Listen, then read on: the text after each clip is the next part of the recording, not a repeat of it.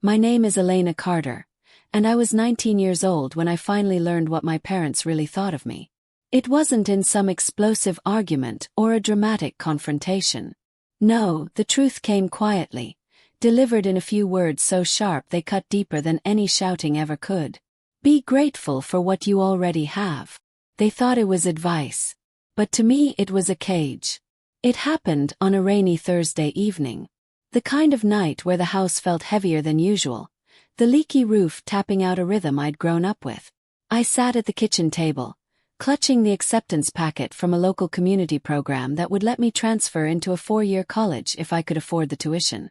I needed help.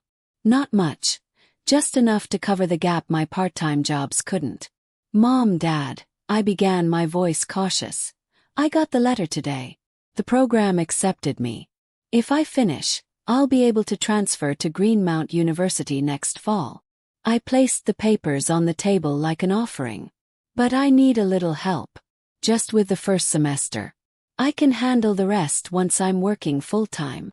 I expected hesitation. Maybe questions. Maybe even pride mixed with worry. What I got was laughter. My father leaned back in his chair, shaking his head like I'd asked for a vacation in Paris. Elena, do you hear yourself? College. You think money grows on trees. My mother didn't even glance at the papers.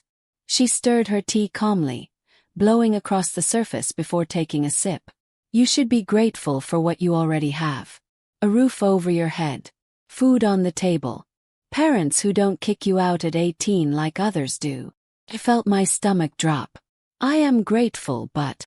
No, she interrupted, her eyes sharp. You're not. Not really. If you were, you wouldn't be sitting here asking for more.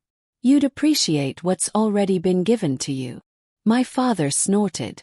Books and classes don't put food on the table. Be smart. Get a steady job. Stop chasing things we can't afford. I wanted to argue, to scream, to ask how they could look at me, their daughter who had worked every weekend since sophomore year, who had kept her grades high while bagging groceries and babysitting for neighbors, and see nothing but a burden. But my voice wouldn't come. Instead, I just stared at the papers on the table, their edges curling from my sweaty hands. My dream, my chance, dismissed like it was nothing. Be grateful for the little you have, my mother repeated, softer now, like she thought it was wisdom. I swallowed hard, my throat aching. Right, I whispered. Grateful. That night, lying in my small room with peeling wallpaper, I turned the words over in my head again and again. Grateful. As if asking for a chance to build a life beyond these 4 walls was ungrateful. As if wanting more than survival was an insult. I thought about every time I'd been told the same thing, though never so directly. When I asked for new shoes in middle school because mine had holes. Be grateful those still cover your feet. When I wanted to join a summer program in high school. Be grateful you have a school at all. It wasn't gratitude they were teaching me. It was compliance. And sitting there in the dark, staring at the ceiling, I understood something painful and clear. They were never going to give me more. Not because they couldn't, but because they wouldn't. I clenched the acceptance papers to my chest, my heart pounding. If I wanted this future, I'd have to fight for it alone. But what I didn't know yet was that someday I'd stand in front of them again, and show them exactly what real gratitude looks like. Before we move on, take a second to hit subscribe and drop a comment. I'd love to hear what you think so far.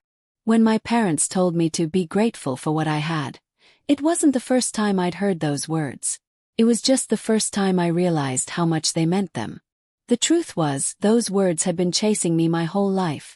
Whispered at birthdays, scolded during holidays, muttered whenever I dared to want something more.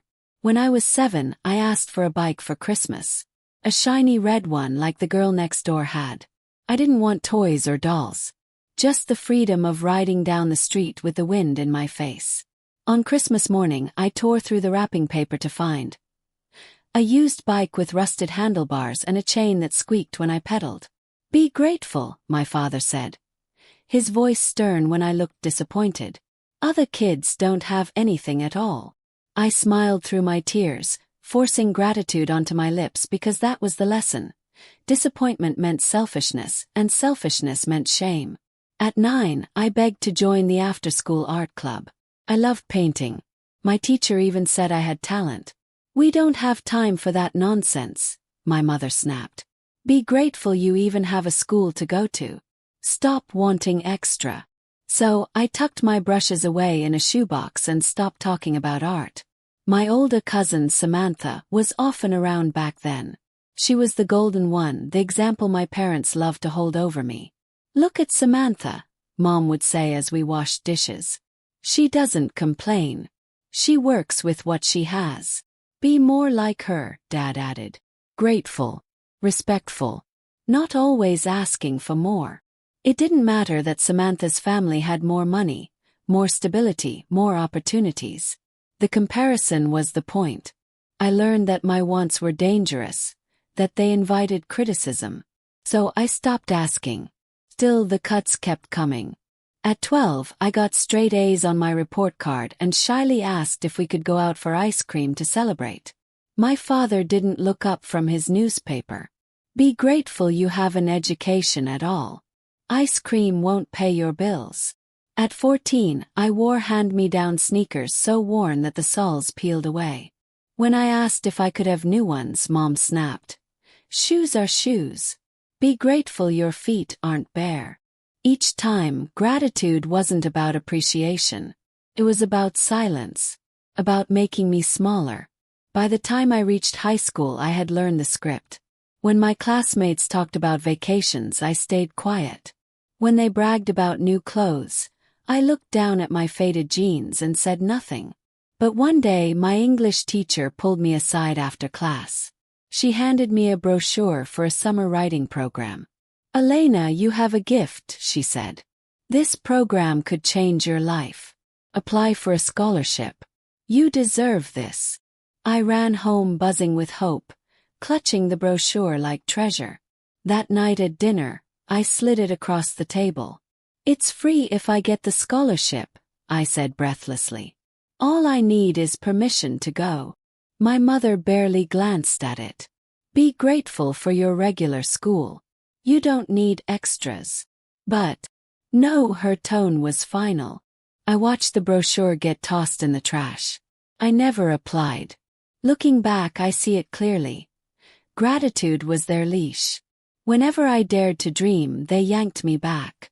Whenever I asked for more, they reminded me that wanting was a sin. It wasn't about money. It wasn't about practicality. It was about control. If I accepted less, I would never expect more. And if I never expected more, I would never leave. Lying in bed after that rainy Thursday when they dismissed my college dreams, I thought back to every time they'd used gratitude as a weapon. And I realized something terrifying. It had always been this way. The cracks had been there for years. I'd just been too afraid to look at them. But now the walls had fallen and I could see it clearly. My parents had never wanted me to grow. And if I didn't fight, they'd keep me small forever. Hang on, before I tell you what happened next, make sure you've subscribed and left your thoughts in the comments. This part gets intense. I used to believe my parents' excuses. When they told me we couldn't afford extras, I believed them. When they said money was too tight for clubs, shoes, or programs, I nodded and swallowed my disappointment. It was easier to convince myself we were struggling than to imagine they were choosing not to give. But then came the night that shattered that illusion. It was 2 weeks after the rainy Thursday when they told me to be grateful. I was still wrestling with my options, combing scholarship websites late at night, my eyes burning as I filled out forms. One afternoon I came home early from work. The living room lights glowed warm, and I heard my parents talking in low voices. "The savings account will cover the new kitchen remodel," my mother said. "About time," my father replied, chuckling. "We've been putting it off for years. Stainless steel appliances, granite countertops. Finally, something nice." My feet froze on the stairs. A savings account. Remodel. I pressed myself against the wall, my heart hammering. They had money. Not just money. Enough for granite countertops. And yet when I'd asked for a small contribution toward tuition, they told me to be grateful for food and a roof. I stumbled into my room, my chest heaving. My acceptance packet lay on my desk, the words "Congratulations, Elena Carter" mocking me from the page. They could have helped. They chose not to. When I confronted them later that night, my voice was shaking. "You said we didn't have money. But you're remodeling the kitchen." My mother stiffened. "That's different." Different. My throat tightened. "I asked for help with school, for a chance to build a future, and you said no. But new counters. That's more important." My father slammed his glass onto the table. "Watch your tone. You don't know how hard we've worked. Be grateful you even live in a house we can remodel." There it was again. That word. Gratitude spat like an accusation. I felt something inside me crack. All those years of swallowing disappointment, of telling myself maybe we really didn't have enough, they collapsed in an instant. It wasn't about money. It never had been. It was about control. About keeping me small enough to stay, quiet enough to never reach for more. I whispered, barely audible, "You don't want me to succeed." My mother's eyes flickered, but she didn't deny it. "You should be content. This life is good enough." Her words dropped like stones in my chest. That night, I sat on the floor of my room, hugging my knees to my chest. My acceptance letter lay beside me, the edges curling. For the first time I wondered if they were right. Maybe I was asking for too much. Maybe gratitude meant shrinking. Maybe I was selfish for wanting more than stainless steel appliances and a patched-up roof. Tears blurred my vision. My whole body shook with the weight of it. For 19 years, I had believed gratitude meant silence. And in that moment I felt silenced completely. But as the night stretched on and the house settled into silence, another thought crept in. If gratitude was supposed to be given freely, then it couldn't be demanded. Had to be earned. And if my parents couldn't understand that, I would teach them. Not with screaming, not with begging, but with proof. I wiped my tears, folded the acceptance letter carefully, and slid it into my backpack. I didn't know how yet. I didn't know when. But I made myself a promise that night. One day they would see. They would see what gratitude really looked like, when it was earned. Before we go any further, click subscribe and let me know in the comments. What would you have done in my shoes? The night I overheard my parents talking about kitchen remodels while telling me to be grateful, played on a loop in my head for weeks. It gnawed at me when I bagged groceries at my weekend job, when I dragged myself through scholarship applications until midnight, when I walked past the glossy furniture catalogs my mother left on the counter like trophies. First, all I felt was rage. But slowly, that rage hardened into something sharper. Determination. If they wouldn't give me what I needed, I'd build it myself. And when I did, I'd make sure they saw exactly how wrong they had been. I started with what I could control. Every paycheck from my part-time jobs, grocery store cashier, babysitting, even tutoring younger students, went straight into a savings account I opened quietly at a credit union across town. Told no one. When friends asked if I wanted to hang out, I smiled and said maybe next time. When coworkers invited me to late-night diners after shifts, I begged off. Every dollar mattered. It was exhausting. But every time I felt my resolve slipping, I pulled out the folded acceptance letter in my backpack and read the words again. "Congratulations, Elena Carter." That letter became my anchor. The next step was finding money that didn't come from my parents. I spent evenings at the public library, filling out scholarship applications until my eyes blurred. Some were for small amounts, $500 here, $1,000 there, but I applied anyway. Each one felt like another brick in the wall I was building between myself and their control. One night, as I rubbed my tired eyes, the librarian stopped by my table. "You've been here a lot lately," she said gently. I nodded, embarrassed. Trying to figure things out. She smiled and slid a flyer across the table. The Women's Education Foundation has a grant for first-generation college students.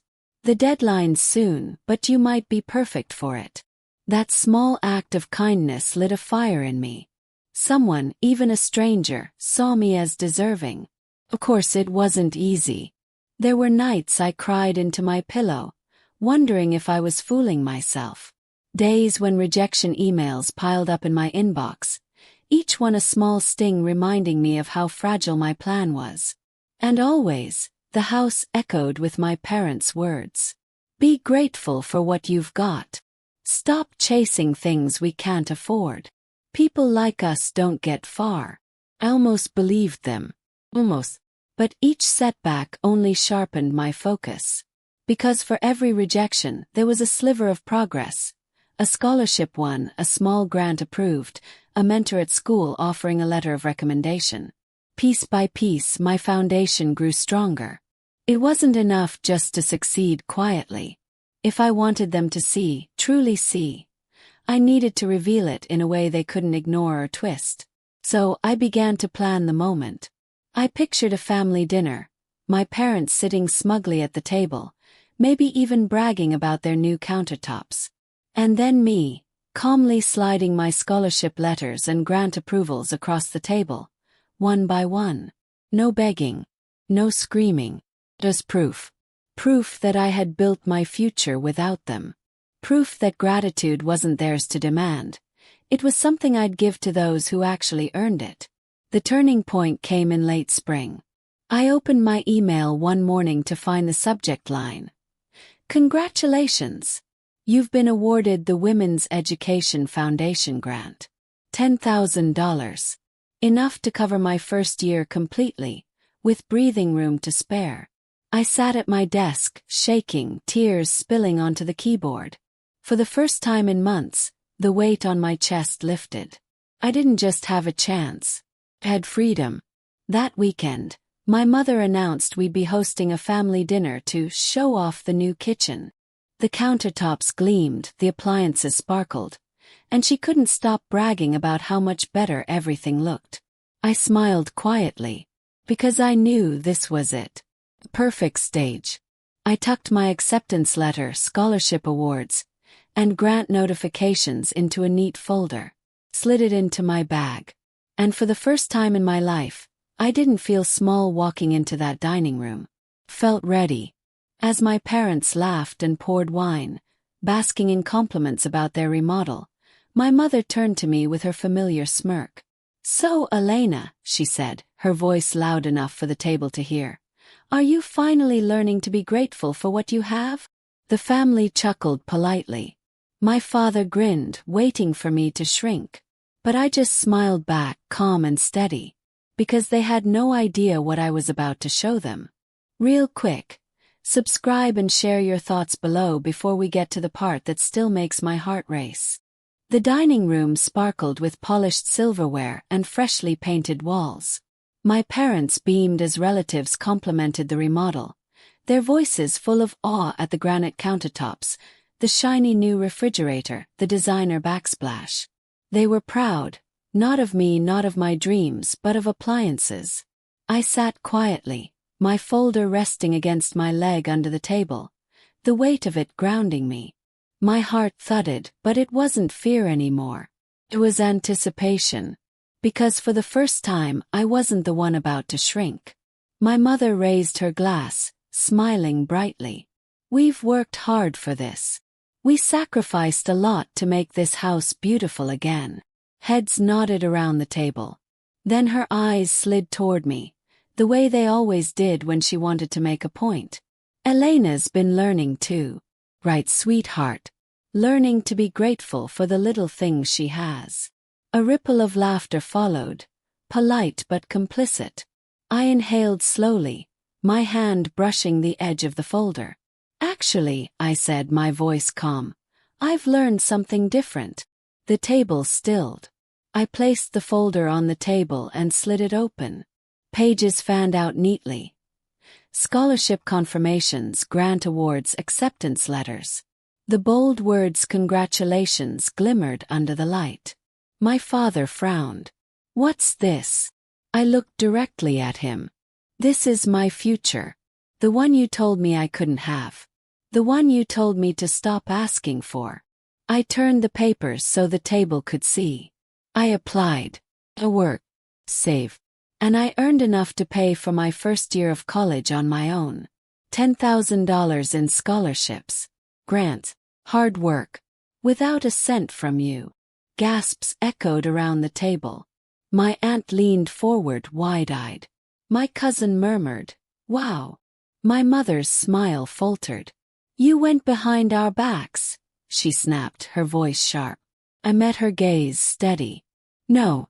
I went forward without you. There's a difference." My father's jaw tightened. "We told you to be grateful." "And I am," I interrupted, my voice rising with every word. "But not to you. Gratitude isn't something you demand. Something you earn. And the people who've earned mine are the ones who believed in me. My teachers, the librarian who handed me that grant flyer, the mentors who wrote letters for me. They earned my gratitude because they helped me rise. You tried to keep me small." The silence was heavy, the kind that made the air feel thick. My mother's lips trembled, but she forced a laugh. "Elena, don't be dramatic. We just wanted you to be realistic." "Realistic," said my voice sharp. "You remodeled a kitchen while telling me we couldn't afford a future. You wanted me to settle so you could feel comfortable. But I'm not settling. Not now. Not ever." My father shifted uncomfortably, his face red. Relatives exchanged uneasy glances, the truth sinking in. And for once, no one looked at me with pity. They looked at me with respect. Dinner ended in strained silence. My parents cleared plates without their usual chatter. Their pride dimmed. The relatives whispered congratulations to me before leaving, their eyes flicking toward my parents with judgment they couldn't hide.